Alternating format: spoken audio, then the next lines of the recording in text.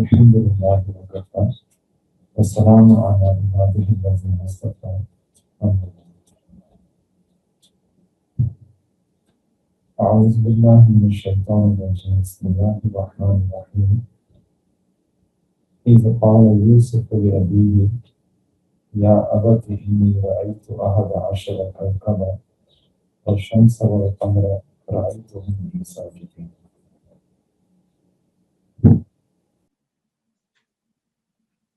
All right, I'm going to continue. So I was mentioning to you verse number 5. Now the response comes from the father, Sayyidina Yaqub alayhi salam. He says to his son, this is a very important ayah. And this session, we're going to be looking at a few themes. We're going to be looking at envy, betrayal, how to deal with betrayal. We're going to look at dream interpretation. We're going to start with this ayah, which is Allah, the father, he is in discussing a dream with his father. That's actually a lesson for us that our relationship with our parents should also be like that. And someday you're also going to become parents. We should become such parents where our children don't feel hesitant in approaching us. They can come, they can discuss with us whatever they want to discuss. Even if it's outrageous, even if it's a dream like this, they can openly come and freely discuss that with us. That's how we should be like a parent. Anyway, this time he says, Ya Bunayya, oh my beloved son. He's calling his son with a lot of love. Oh, how should we treat our children? One essential principle, one best practice of parenting is that we should always address our children with love. We should always give them love, dispense love to them. There are 3 types of parenting. Parenting models will teach you. Either you can be an authoritarian parent, you're authoritarian, dictator of the house. The second is that you're an authoritative. And third is that you're permissive. Permissive is, beta, do whatever you want to. The father doesn't say anything. The authoritarian is the dictator. The middle one, which is the balanced one, is authoritative, where the father does the tarbiyah. He can say no, that beta don't do this or beti don't do this. But at the same time, there is also love, compassion, kindness, nasihat, all of those emotions of love and compassion out there. And that is what we actually find even in the cutting edge research of today. A few years ago, I was reading this article about how can people attain excellence.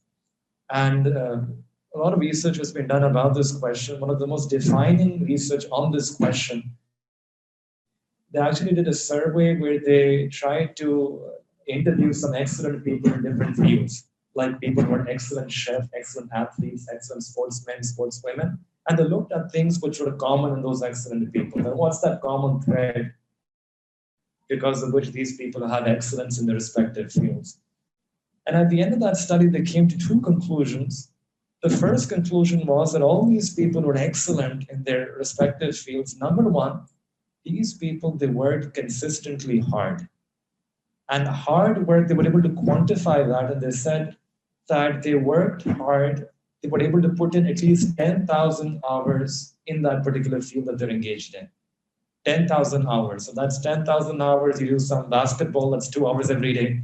Within about 14 years or so, if my mathematics is correct here, you should be able to complete those 10,000 hours.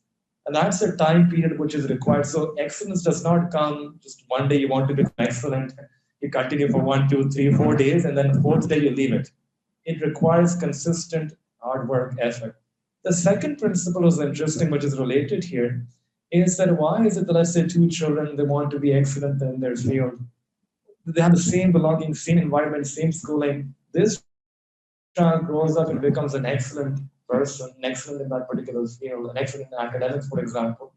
But the other child is not able to attain that same level of excellence. So they were focusing on that theme. And then they came to the second major finding of that study, and they said that the real difference is that this excellent child was able to attain excellence, had a loving teacher. He had a loving guide. He had someone who would guide him in a very loving way. And that made all the difference, because if you have some love, if you have a loving parent or a loving father, loving mother, loving guide, then the child will not automatically feel attracted towards that person, towards the speciality, the expertise of that person, will develop a love for that area, for that field, and he will be willing to put in those 10,000 hours of hard work. So the key here is love. If we can also learn this principle, become people of love, dispensers of love, we can generate love in people around us. Right? So one thing is to attain excellence in your own field. The other thing is to breed excellence in people around you. All of us, we want our families to be excellent. My children should be excellent. My spouse should be excellent. The way to breed excellence in people around you is by becoming dispensers of love. The more and more love that you give them, they will rise up to the occasion. And that's what parenting is all about. That's what you see in this story, how much love Sayyidina Yaqub alayhi salam is giving to his son. And then such an open relationship that he has, right? Okay, so the next thing that he says is, La taqsus ru'yaka ala ikhwatika. That, oh my beloved son, don't relate your dream to your brothers. Now, this is the topic of dream interpretation. Sayyidina Yaqub alayhi salam, he interpreted that dream. He knew that this dream meant that some point later on, the brothers and the parents would do sajda to Yusuf alayhi salam. Dream interpretation is a very careful activity. Not everyone can do. This ta'bir-e-ru'ya, that's what we call in Arabic. It's something like a mufti giving a fatwa. You need to be qualified. You need to have certain credentials. Not everyone can come and give you a fatwa about every issue in Islam. In the same way, dream interpretation is also, it's a very specialized activity. Not everyone can explain what the dream is or what the significance of that dream is. Now, I mentioned this before. What is the Islamic view on dreams? Very quickly, that in Islam, there are three types of dreams.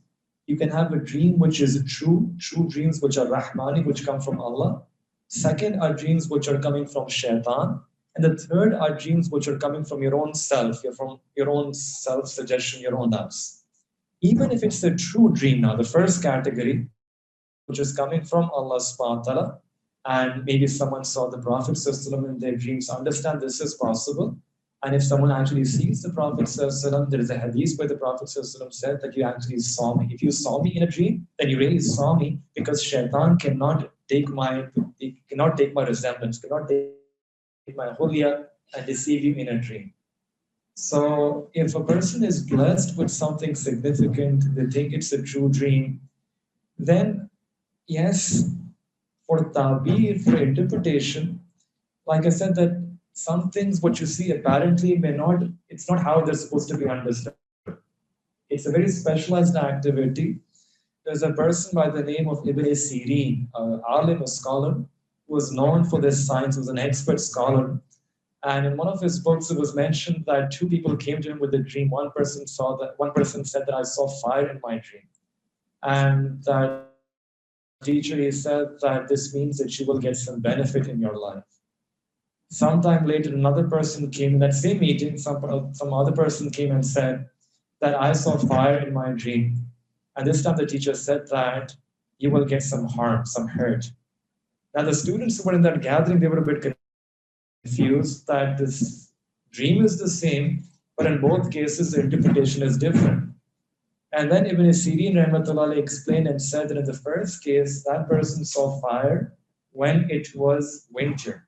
And in winter, fire will provide you warmth. That's why I said that you will get some gain and benefit. And the other person saw fire during summertime, and that means that there will be some harm, some detriment. And that's why I said that some harm will come to your life. And this is how the level of depth that you need. Itni barikiyon mein jana padta. It's not anyone's game. So we need to remember that not everyone can give ta'bir. Now, if you want to get an interpretation, who should you tell that dream to? So very simple usul, that you should tell your dream to one who is either a habib or a labib. Someone who is your friend, someone who has well wishes for you, good feelings for you, who thinks well about you, or someone who is labib, someone who is intelligent, wise, well wisher. Why? Because when a person gives an interpretation, then that is what will happen. And that's why we should also be very careful about who we take interpretations from. Don't ask any Tom, Dick, and Harry. They might say something wrong, and then that is going to happen. So ask either a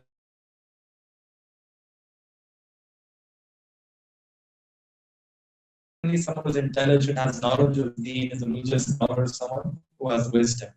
And on the other hand, this also happens that someone might come up to you and ask you that, tell me, I had a dream and what do you think my dream means? If you're put in that spot, then your response should be that Allah behreen tabir kare. Right? Just give them Allah behreen tabir kare. Don't go into the details of that. Just may Allah give you the best of this dream. And then that is what that person will get. Now, even if a person has true dreams, we have to understand that the reason why Allah blesses us with these true dreams is many reasons. We don't know, but one of the significance is that Allah wishes to bring us back towards Him. And there are different ways Allah subhanahu wa ta'ala can bring a person back on his path. One of the ways is dreams. And Allah makes us see something beautiful. They saw the Prophet sallallahu alaihi wasallam. They saw Masjid al-Nabi, they saw Baytullah Sharif, they saw something significant, religiously significant, and that gives them tamaniyan, some tranquility in their heart. That's Allah's way of giving you shara sadr. Allah's way of opening your heart towards deen. You see something and that gives you tranquility, peace, it boosts your iman. Maybe it removes you from distress. Your parents passed away. And then sometimes later in a dream, you saw them and you see them in a very peaceful, joyous, happy way, happy manner. And that's Allah's way of giving you contentment and solace and tranquility. So don't worry about them, all is well. All is well. And sometimes it's the way by which Allah guides us towards Him. Famous story about Sayyidina Abu Bakr radiallahu anh, way before Islam, way before the first revelation. Sayyidina Abu Bakr radiallahu anh, he had a dream in which he saw the Prophet inviting and he accepted that message given by the Prophet. Then later on, when the Prophet was Izhar-e-Nabuwa, the manifestation of Nabuwa, and the Prophet actually invited Sayyidina Abu Bakr to accept this. And Sayyidina Abu Bakr, he asked the Prophet that what's your daleel, what's your evidence on which you're inviting? And the Prophet said, my evidence is the dream that you saw way back. Right? This was Allah's way, and that opened up his heart. That was Shara Sadr. That if the Prophet knew about that dream, and Sayyidina Abu Bakr back in his mind would be thinking about that dream that he saw. And now that was the moment of the fulfilling, the completion of that dream, and he accepted Islam. So Allah's Father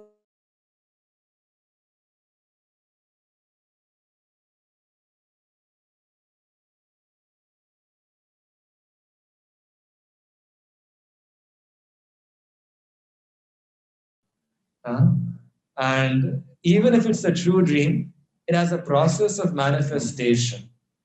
It doesn't happen automatically. If I see a dream that tomorrow I'm going to become a king, when I wake up, I don't become a king overnight. Right? There's a process of manifestation. Look at here. Yusuf al-Islam, he had a true dream, but he had to undergo such difficulty and hardship in order to achieve that crown and rule. He was betrayed by his own family, thrown inside a well. He was then sold as a slave. He was tested inside the palace. He went behind prison. And after so many years of hardship and difficulties, it was a true dream. Finally, that dream came true. And then he was blessed. He got that crown and rule. So one should remember that the main thing is that we should continue leading a life that is pleasing to Allah.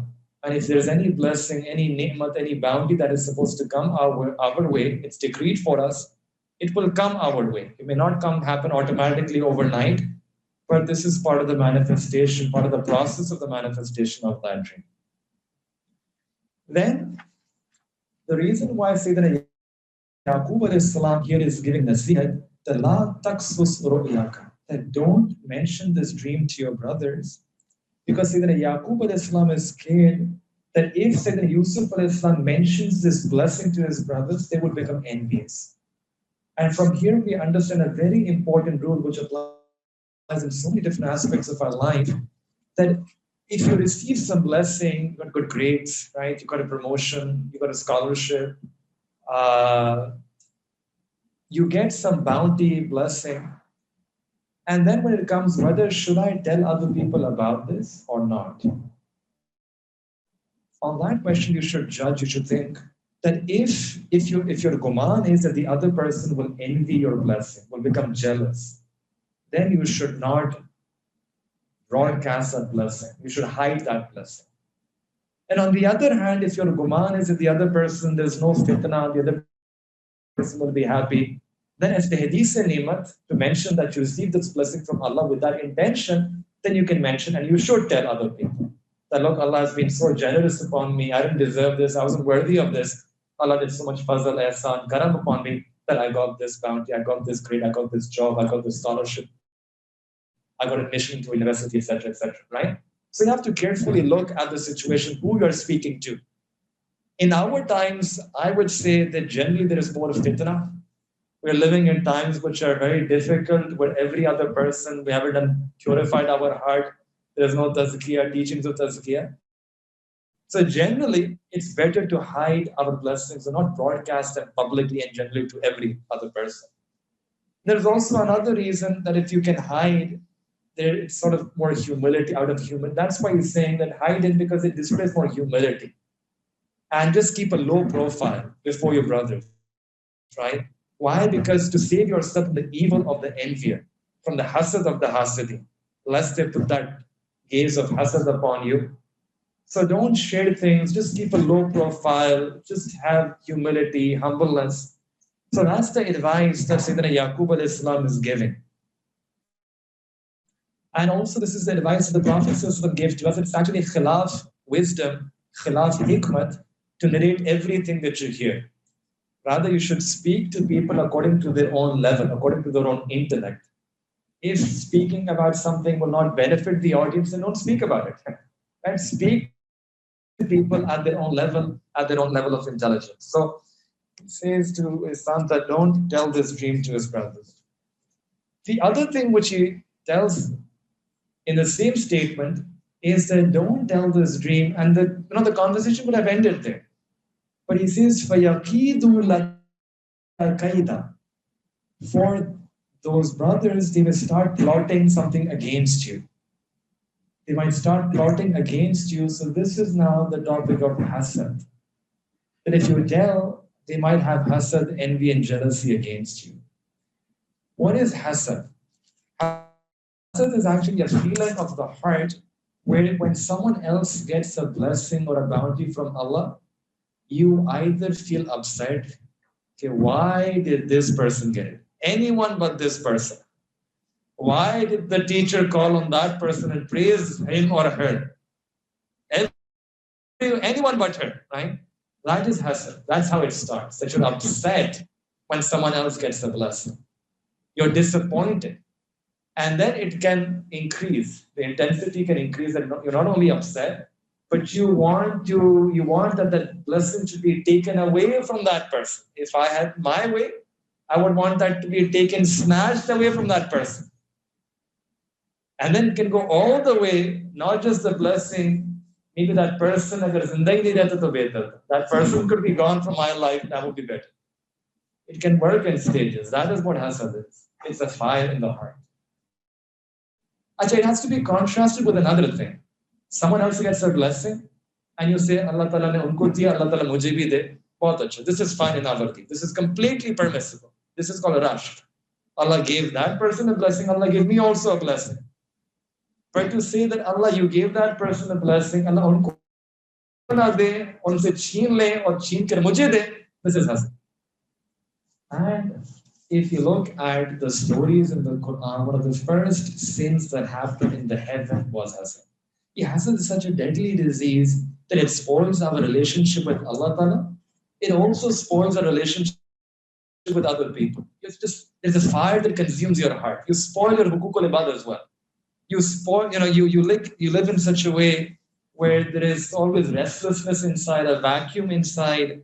We are spoiling our spirituality. We're spoiling also our personal talukat, our dunya, our akhirat and dunya. And I'll tell you one sort of principle, golden principle that we see in the Quran over and over again, even in this story of Sayyidina Yusuf al-Islam, that envy always leads the person to disgrace and dishonor. Just maybe hasad kiya hai. Ultimately, at the end of the story, they will come down. They might be very high, honorable before, Like whenever they did hasad, they always came down. The first story is Shaitan. Shaitan, before the creation of Sayyidina Adam alayhi salam, he was a very honorable creation. Did so much ibadah, his name was Azazil. Did so much ibadah, so much knowledge of Allah, so much worship of Allah. He was hanging around in the company of the angels, thousands of malaika. And now, when Sayyidina Adam alayhi salam is created, now there's a competition. Now he views that to be a competition. Now envy, jealousy. Actually, he was envious of Sayyidina Adam alayhi salam. Then Allah subhanahu wa ta'ala created him. Allah blew his own spirit inside of him. Everyone is being told to do sajda to Sayyidina Adam alayhi salam. He couldn't stand that preferential treatment. Why him? Right? He became jealous. He was blinded by his envy. He forgot that he was also a makhluk like Sayyidina Adam alayhi salam, created by the same Khaliq. But he became upset with Allah. That why did you create him? Why did you honor him? Why did you bless him? Why are you telling all of us to do sajda to him? Why are you praising him? So this refusal to do sajda was his envy towards Sayyidina Adam alayhi salam. And then all of us know that what happened. Because of that envy, Allah subhanahu wa ta'ala said, get out from here. Just leave this assembly. فَإِنَّكَ رَجِيمٌ. You are rejected, you are denied, you are repudiated. La'nati ila yawmiddin. You have this lanat upon you till yawm al-qiyamah, till the very end. That creature who had so much ailment, so much ibadah, who was Azazil, because of his envy and jealousy became Shaitan. Pinnacle of honor, he fell down into the abyss of disgrace and zillat. This is what happens. Envy always brings a person down. You will see here, even in this story, the brothers of Sayyidina Yusuf alayhi salam, they did envy.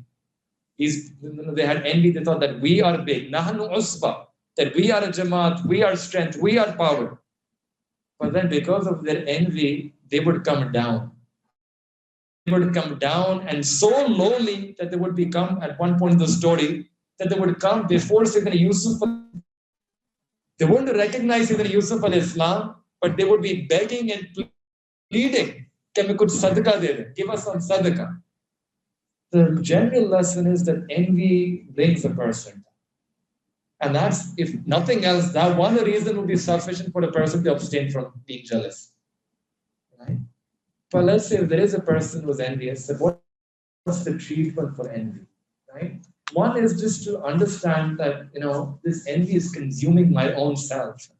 That's what happens. The envier is burning in the fire of his or her own envy. Right? It's the Prophet ﷺ said that it eats away a person's good deeds, the way fire eats away dry wood. It eats a person from inside. You're always tracking what other people are doing, right? How many likes, how many comments, right? How many blessings they're getting from other people. It becomes like an obsession. It becomes an infatuation, right? You lose your own life in order to track the life of someone else. You're so focused on what other people are doing and what they're having and what you are not having, right? That you lose your own focus in your own life. You lose the compass, you lose the qibla of your own life. So the first way, what's the treatment? The first way to treat envy is simply, this is the hard way. I'll start with the hardest remedy, is to actually make a dua for that person. You can't stand that person, you want that person to go away from your sight, and I'm telling you to make dua. Yes. Because this is a disease of the nafs. And the disease of the nafs has to be cured by fighting the nafs. Whatever the nafs is telling you to do the exact opposite. The nafs is saying you want to ridicule, backbite, praise that person. The nafs is saying, I wish that I could take away that blessing from him, snatch it away from him. Give some gift. Right? You want to curse him, make dua for that person. You do this for 3 days, literally. 3 days and envy will be gone. Jealousy will be gone. It's that potent, that effective. It's difficult, it's difficult, but it's the most effective remedy to make dua for that person against your enemies. And the fayda is, you will get the fayda. And your benefit is that number one, you'll be cured of envy. What more do you want? But there's another thing which you will get. In one hadith, the Prophet ﷺ said, and this is your motivation to make dua for that person, that when you make dua for that person, your hasid, and don't make small duas, make big duas, then may Allah give you Jannah, Jannatul Firdaus, the kind of duas which you have never made for your own self. Us tarah ki dua mangi. Make such dua for that person.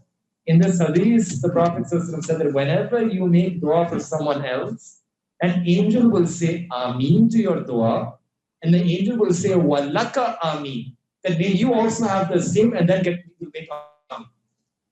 So think about this. What is that person getting? He's getting your dua and the Ameen of an angel. But what are you getting instead? You are getting the dua of an angel and the Ameen of an angel. So who's better? You end up becoming better, right? You still win the race. Because the angels are masoom. So you should make dua, you will treat your envy, you'll also get the duas of the angels. The second way to treat envy is to actually think that why am I envious? It's because Allah has given someone blessing and I'm upset with the blessing that Allah has given. We become envious because of someone's beauty. We envy other people's beauty. When we envy their wealth, we envy their intelligence, their talent, their skills, some blessing that they have. But we should always remind ourselves that the giver of the blessing is Allah subhanahu wa ta'ala. So if I'm complaining about that blessing, I'm actually complaining about Allah. Allah who gave that blessing. If I'm upset, I'm not upset with that person. I'm actually upset that Allah, why did you give this person that blessing? That's dangerous. If you give it that ta'bir, if you start thinking of it in that way, then I'm upset with Allah, I'm objecting to Allah. Who in their right mind could object to Allah? Who are we to object to Allah and tell Allah how to distribute things? हम कौन होते हैं कि हम अल्लाह ताला को बताएं हम अल्लाह की मुशीर बन जाएं वजीर बन जाएं अल्लाह ऐसा करना चाहिए. No human being can ever do such a thing. So when you start thinking like that this is the taqseem of Allah, it's the distribution of Allah, and I'm razi with the taqseem of Allah. When you are razi with the taqseem of Allah, then Allah will give you more. And one more trick, which I find very effective, is that whenever you are in such an opportunity, in such a situation where you think that someone else got a blessing, that's a very special moment of Allah's mercy. All of us, we should turn to Allah subhanahu wa ta'ala and at that time make dua that Allah, you bless that person with this ni'mat. Allah, you are the real giver. You are the real owner. I'm not looking at that person. I'm not looking at the blessing that person has. I'm looking at you who are the giver of everything to that person. Allah, if you can give blessings to that person, Allah, you can also give that blessing to me. I'm turning to you. I'm attaching myself to you. I'm asking you, Allah, that you give it to me. This is a special moment where your gaze of rahmah fell on that person. Allah, your gaze of rahmat can also fall upon me. So you maximize on that opportunity. And you view that to be an opportunity. That Allah's rahmat, when you see that your father is giving notes of 100 rupees easy, right, to other people in your family members, ab dene ka mauka hai, ab lena ka mauka hai. But if you also go there and you ask, your father will give it to you. Because he's giving it to other people. That's how we should view this opportunity. That Allah, you're giving it to other people. Allah, I'm also here. Allah, give it to me as well. And if you make the dua according to the mauka ke mahal ke mutabik dua jo mangte hain, those duas are accepted very readily and very quickly by Allah subhanahu wa ta'ala. You have to learn the art of making dua at the right time. And if you make the right dua according to the mauka at that time, Allah will accept. In Quran, Sayyidina Maryam alayhi salam and Sayyidina Zakaria alayhi salam. Sayyidina Zakaria alayhi salam was a prophet of Allah subhanahu wa ta'ala. He had been making dua for a son for a long time. Lekin koi abhi tak dua ke kabuliyat ke asar nahi the. That dua wasn't accepted. And then one event happened where he came late. He was guarding. He was the maintainer, the guardian of Sayyidina Maryam alayhi salam. So he got delayed for some reason. And when he entered the door thinking that there's no food, no one would have provided fruits to her. He opened the door and he sees that Sayyidina Maryam alayhi salam has fruits already. someone gave her fruits, and he asked her that, Maryam, where did you get these fruits from? And she said that many indallah, from Allah. And at that time, Sayyidina Zakaria alayhi salam, now, if it was anyone like us, we would become jealous, envy. But Sayyidina Zakaria alayhi salam was a Nabi of Allah. He viewed that as an opportunity.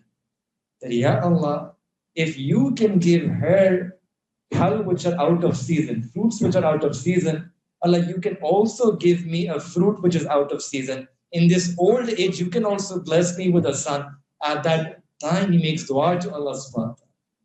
And right there, Allah Ta'ala sends a khushkhabri, a basharat, that we have accepted your dua, and we give you the glad tidings of a son, Sayyidina Yahya alayhi salam.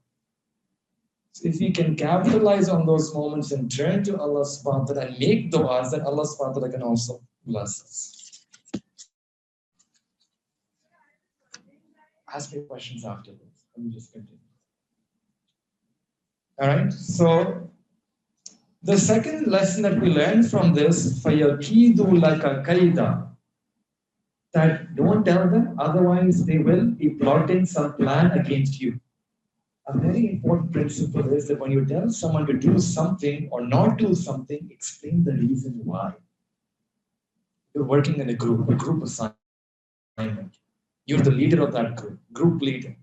You want to assign tasks that you do this, do that, do this, do that. Tell the reason why also. Explain. Explain what's the fayda. That if you do this, then this is the fayda, this is the benefit. If you abstain from this, you will be able to abstain yourself from that harm. This is a golden rule for tarbiyat. When you inshallah grow old, you will have your own kids. Do tarbiyat of your kids in this fashion. That's how parents should ideally do tarbiyat. Not just issue a command, a decree, an order. Do this. And that's it. No, explain the reason why as well. If you're your husband-wife relationship, you want the spouse to do something for you. Don't just leave that person guessing, right? Other jumla, half sentence, and that other person has to guess why. You have to explain the reason also, both ways. Husband has to explain, the wife, she also has to explain. Sometimes right? You have to uncover the riddle yourself. Explain for your kidu laka kaida. Explain. When you have to counsel your own kids, explain them. Husband-wife relationship, explain. Working in a group, explain. Employer-employee relationship, you're the employer. Explain to the employees that if you do this, we'll have a profit will increase by 30%. Explain, right? Only scolding and only dapat, issuing order, that will not work. That's not the right way to do tarbiyah. That will only make the child rebellious. If she's small, wo sehm jayega, sudrega nahi. He's going to just say, theek hai, he won't shout, he won't say anything, but inside he's becoming rebellious. Wo baghi ban raha hai. And he's just waiting for his time to come when he becomes independent of you, that baghavat, the rebelliousness will come out. That's why it's very important that you do tarbiyat with love. And this is part of doing tarbiyat with love. That you explain the reason. Only scolding is not going to be helpful. Look at the Sharia. Sharia is so beautiful. It's so beautiful telling us that if you ever tell a child to do something, then also explain the reason why that child should do it. And then last thing, inna shaytana lil insani aduwwun mubin. Sayyidina Yaqub alayhi salam, he says that indeed shaitan is an open, clear, die-hard enemy to all of humanity. So Sayyidina Yaqub alayhi salam, he wanted to save his son from having ill feelings and ill thoughts towards his brother. Lest Sayyidina Yusuf alayhi salam begins to think that maybe my brother, they will start envying me, so he becomes sort of agitated against them, or he has ill will or ill feelings towards them. No. That the problem is not your brother, the problem is shaitan. That shaitan might deceive them. Shaitan might put this waswasa in their heart. Shaitan is an open enemy. Shaitan is a die-hard enemy. What he's actually saying is that your brothers are not your enemy. Shaitan is your enemy. Take shaitan as your enemy. He will put this enemy in your hearts. They themselves have brotherly feelings for you. But because shaitan is our enemy, he will put these feelings of enmity. So, if three things are mentioned in this one sentence, which is about 3 golden principles of parenting. Number 1, parenting with love. Number 2, you explain the reason behind doing any task. And number 3, you save children from badguman. You save them and don't have ill feelings, ill thoughts about your family members. Always remember, in Islam, we should hate the sin, never the sinner. Hate the sin, never the sinner. The sin you will attribute it to shaitan, because shaitan is the real enemy. Right? So that a person should not feel arrogant about themselves. I'm so religious, I'm so pious, I'm so muttaqi, and one begins to think too much of themselves. No, everyone has the potential to become good. Every sinner has the potential to make tawbah. The brothers actually, they will repent, as you will find out in the story. They will repent, and some mufassirun, they say they will go on to become anbiya of Allah's Father. So every person, they can, in fact, if they repent, they can become better than us. That's how we should think. We should always maintain goodwill for others, even if he's your opponent. Even if there's someone who opposes you, yes, don't engage with them when they're sinning. You have bad friends, right? Don't be company when they're engaging in that sin, but you can't look down upon them as individuals. Yes, look down upon the sin that they're engaged in, but don't look down upon them as individuals. Don't begin to think that I pray, but that person doesn't pray. I'm better. Don't think like that. Rather think that if they make tawbah, they can be better than me. They can rise to a rank that will be much closer to Allah's Father. So look, in just one sentence, there are so many lessons to uncover. And there is also another lesson for the youth, that we should be able to listen to the no from our parents sometime. And la taksus, la is a no. Always they're insisting that I want to have it my way, it's my way or the highway, right? Aisa it has to be sometimes, especially if the other person is older, elder, they have wisdom, mu'tadal mizaj. They're people who are speaking with wisdom, with intelligence. उन्होंने भी अपने बाल धूप के अंदर सफेद नहीं करे. तजर्बा एक experience है. When they say something to us, we should give it some weight, and we should accept some no's from them as well. Right? We can curtail our activity. All right. Then the next verse, وَكَذَلِكَ يَجْتَبِيكَ رَبُّكَ وَكَذَلِكَ, and thus your Lord will choose you. وَيُعَلِّمُكَ مِنْ تَعْوِيلِ الْأَحَادِيثِ, and he is going to teach you the interpretation of ahadith, which here means dreams. وَيُتِمُّ نِعْمَتَهُ عَلَيْكَ, and he is going to complete his ni'mat, his favor upon you, Yusuf alayhi salam, وَعَلَىٰ آلِ يَعْقُوبَ, and all the children of Yaqub, كَمَا أَتَمَّهَا عَلَىٰ أَبَوَيْكَ مِنْ قَبْلِ, like Allah completed his favor upon your fathers before you, like Ibrahim wa Ishaq alayhi salatu wassalam. Inna rabbaka alimun hakim, indeed your Lord is knowing and wise. Sayyidina Yaqub alayhi salam is praising his son. He is giving him positive attention for the future, making him confident, giving him encouragement that you will have a good future. And all of this, and Sayyidina Yusuf alayhi salam, he just had one dream. And he tells you the level of positive parenting here. And then one important lesson that we derive from this is that the Anbiya alayhi salatu wassalam, they are the choice of Allah subhanahu wa ta'ala. Allah can choose whoever he wants for nabuwat. And just like the Anbiya alayhi salatu wassalam have been chosen by Allah, the ummah of the Anbiya alayhi salam also has been chosen by Allah. And this is our honor. This is our honor that Allah has chosen. We are also part of Allah's choice. How? That Allah chose us to be human beings. Allah Ta'ala couldn't be as animals. Allah chose us to be people of Iman, to belong from the ummah of the Prophet, which is the best of ummah, that ummah about which the other Anbiya used to make dua. Then may Allah make us from this ummah. And a significant lesson from this is that if the parents are pious, the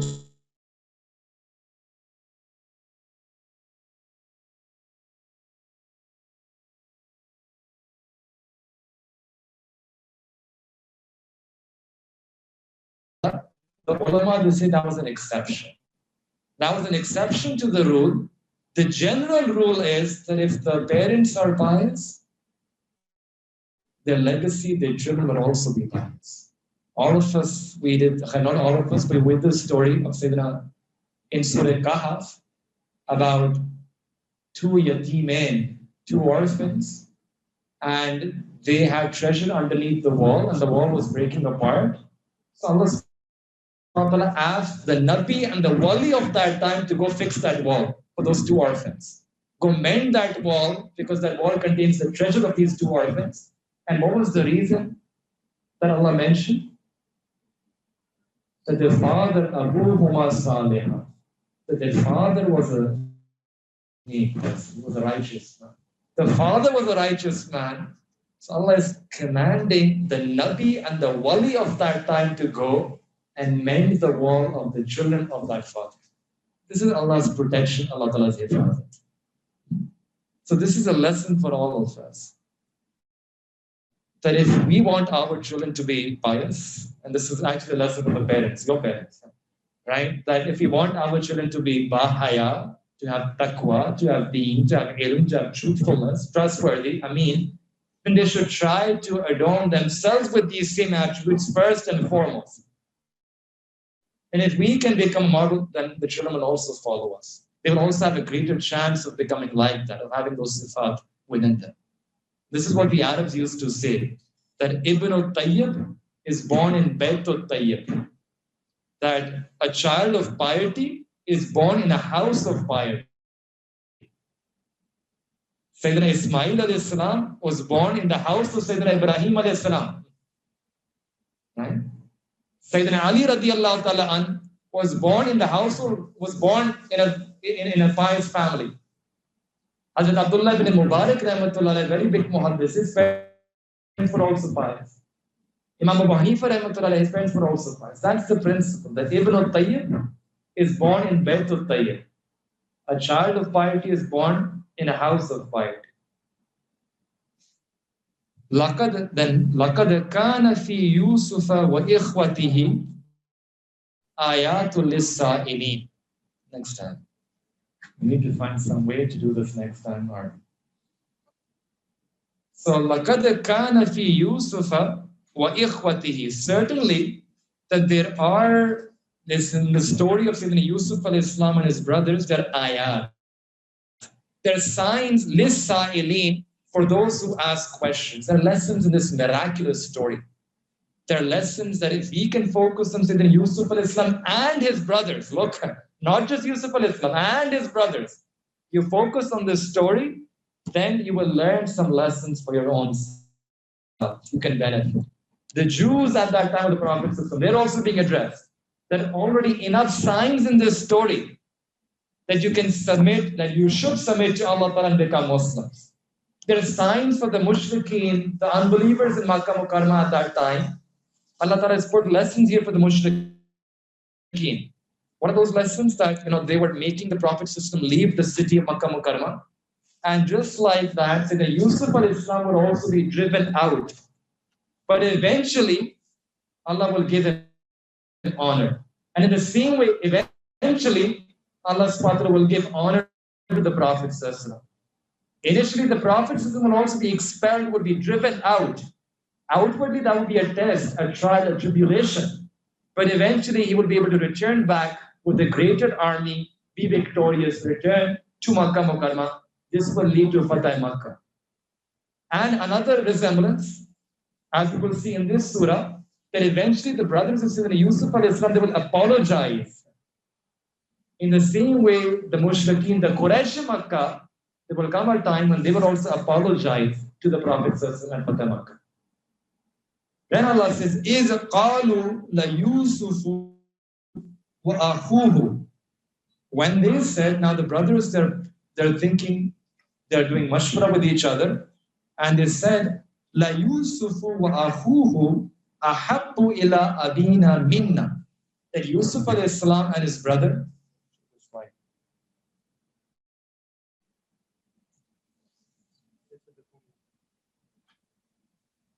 but what about this? Okay. إِذْ قَالُوا لِيُوسُفَ وَأَخُوهُ أَحَبُّ إِلَىٰ أَبِينَا مِنَّا. That when they said that Yusuf alayhi and his brothers are more beloved to our father than us. وَنَحْنُ أُصْبَةٌ, while we are a clan, we are powerful, we have strength, we have the numbers. Inna abana lafi dhalalin mubin. Surely our father has made a mistake.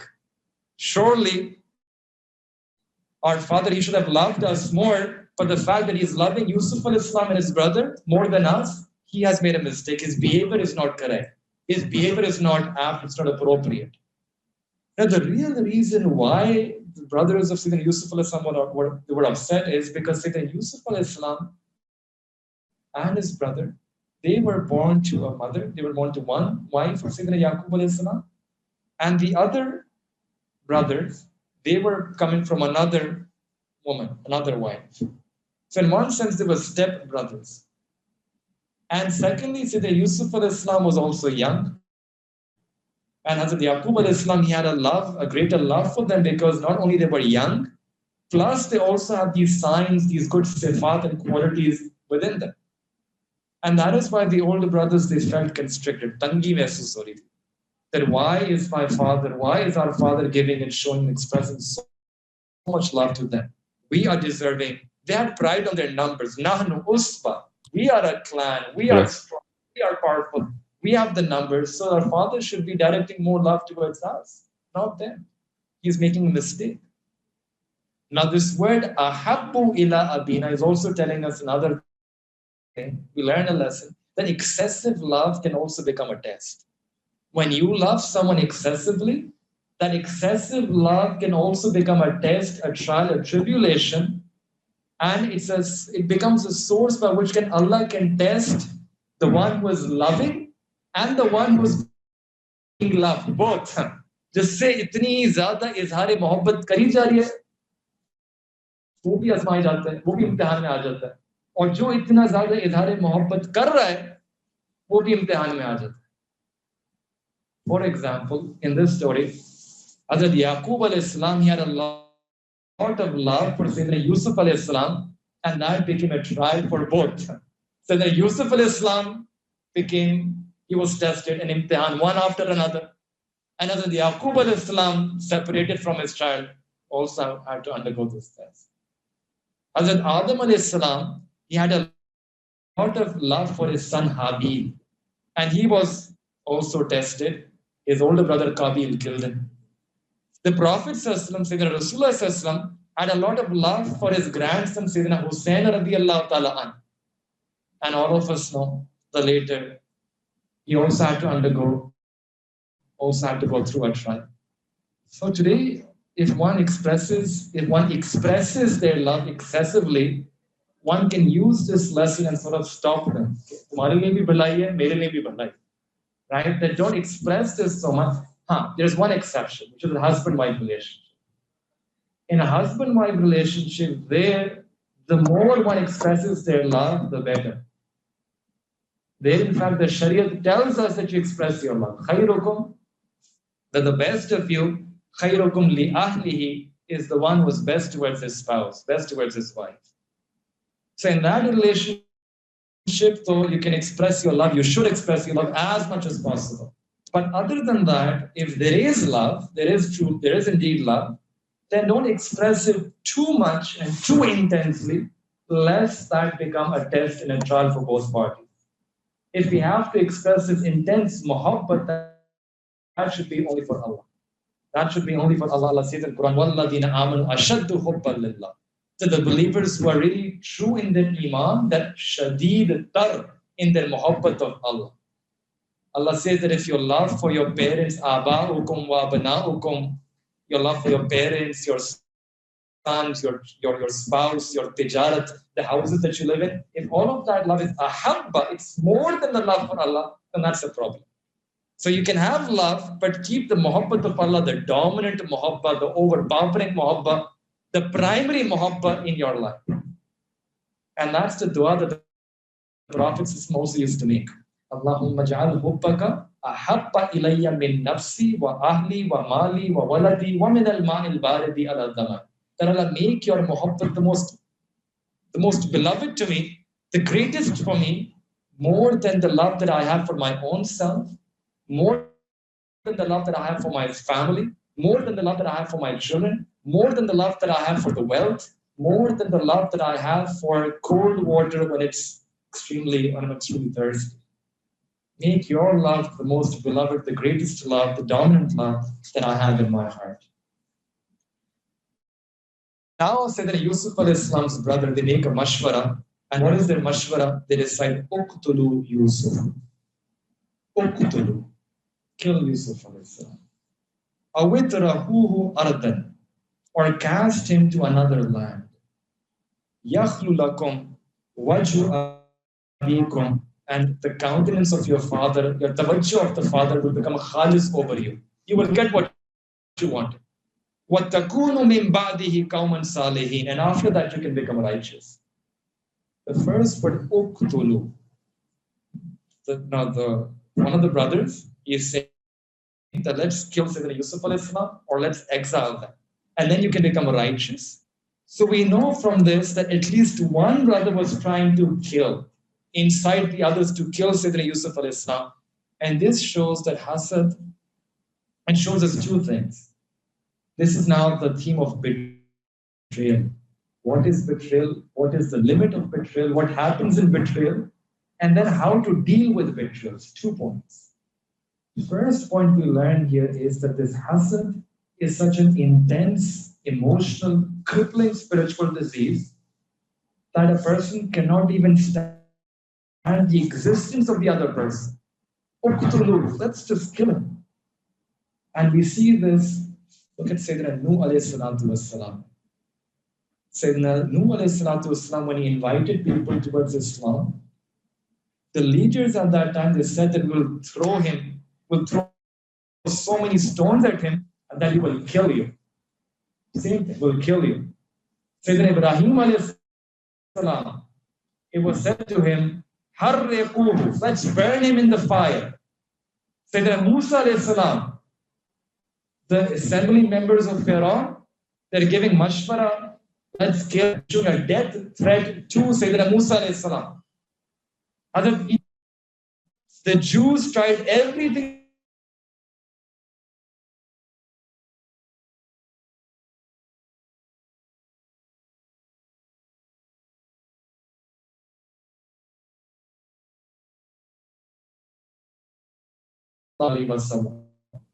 The people tried to kill.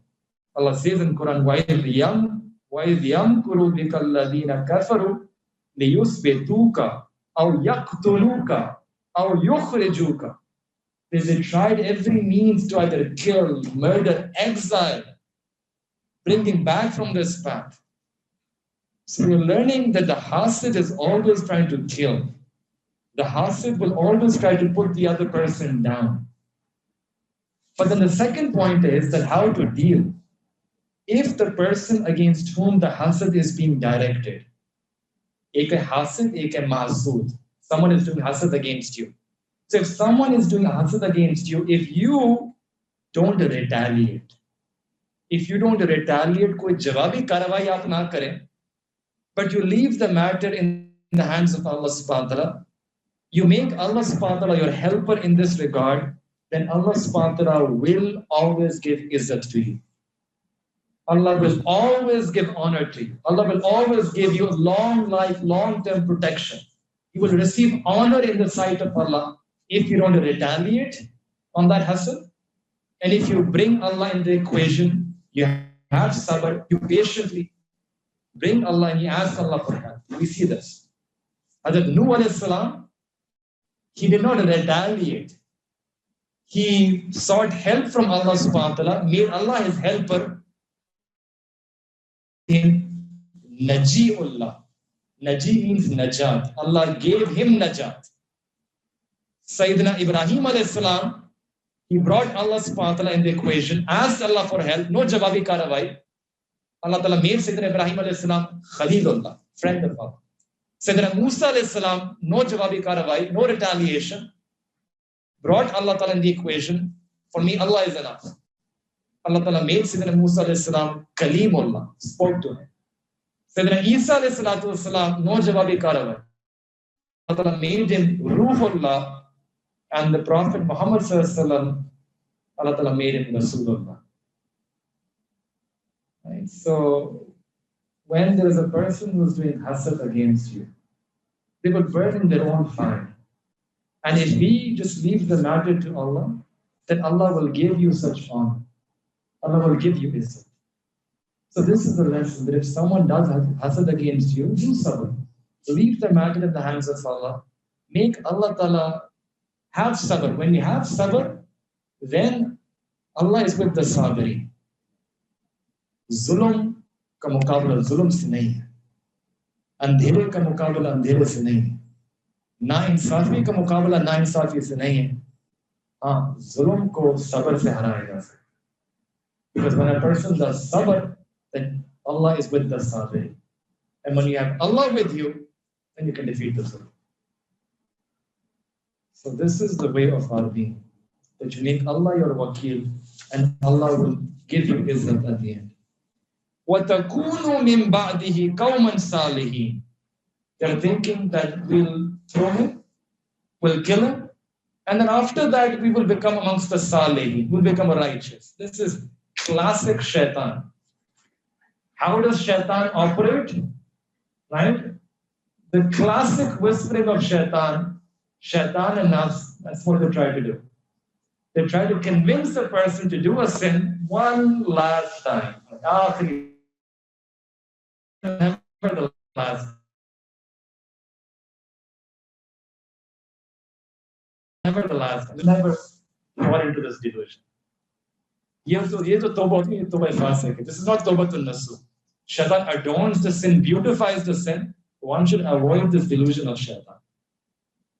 And another thing is, there's another thing, but is the shaitan, or sometimes the nafs, or the environment that you're living in, it becomes ghalib over you. It becomes ghalib over a person, and then you end up doing a sin. But karna nahi chahte, lekin shaitan, nafs, dunya, makhluk, environment, pressure, peer pressure, you end up committing. But at the same time, you view yourself to be a culprit. Mujrim tu hu, galti kar di. That is still light. As long as you view yourself that maine kuch gadbad kar di hai, the brothers, they decided to kill, but they had hasad and kina, envy, jealousy. Decide kar liya tha ki hame marna hai. But they also had a niyat of repenting. They viewed themselves as mujrim, as culprits. And later on, because of this niyat that they had, this niyat of repenting will save them at the end of the story. And Allah will accept them, Allah will forgive them. So niyat se bhi bade kaam ho jate. Qala qa'ilun minhum la taqtulu Yusuf. Now this is the final decision. One of the brothers, he said that la taqtulu, don't kill Sayyidina Yusuf alayhi salam, wa alquhu fi ghayabatil jubbi, but throw him in the bottom of a well. Yaltaqithu ba'du sayyara, so some travelers, passerbys will pick him up. In kuntum fa'ilin, and if you want to do something, this is what you should do. So one person is stepping in and saying that don't kill him, throw him in a desolate well, uncivilized well at the bottom of a well. The kafle wale, the caravan will be passing by, someone will come up, some travelers will come, pick him up. In this way, he will be gone and you will get what you want. There's no need to kill. You want to become the mahabub, the apple of the eye of your father. So then Yusuf will be gone with this strategy. You can get all the love of your father, undivided attention, undivided love. So then all of them, they became muttafiq. They decided on this plan, and then they came to their father and they said, Qalu, the brothers, they said, Ya Abana. Watch the difference. Ya Abati, oh my beloved father. One said that Yusuf al-Islam is using. Now, Ya Abana, oh our father.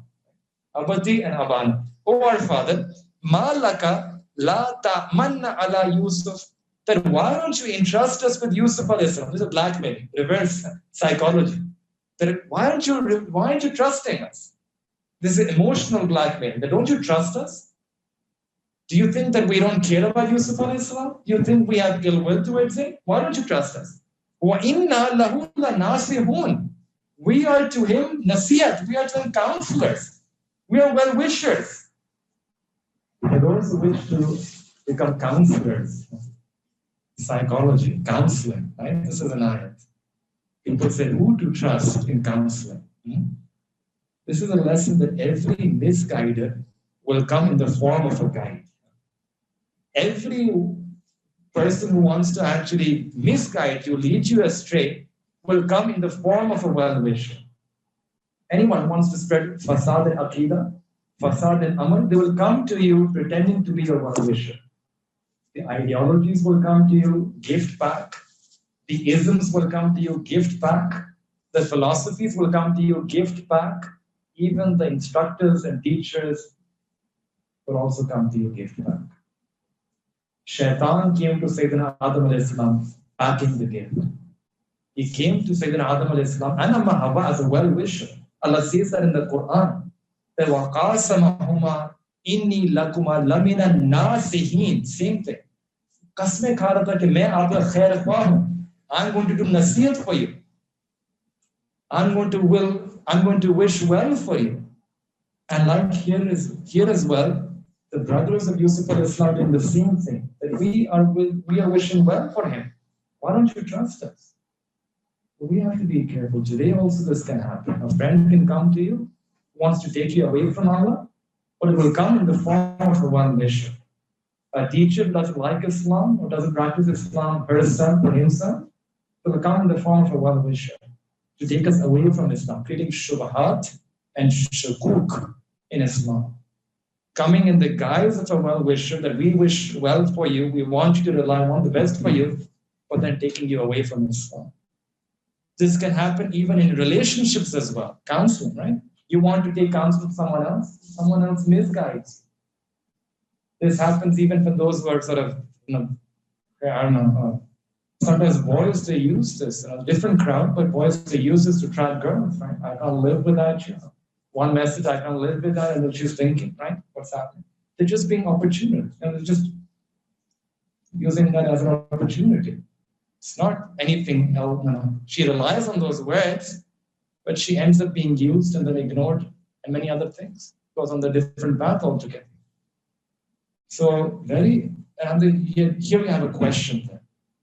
That genuinely good people, they also come as well-wishers. But those intending harm, they also come to us as well-wishers. So how to differentiate them? That who really is our hakiki well-wisher, our hakiki khair khwah? In Quran, in one ayat, Allah gives the answer to this question. That the real well-wishers were the Anbiya alayhi salatu wassalam.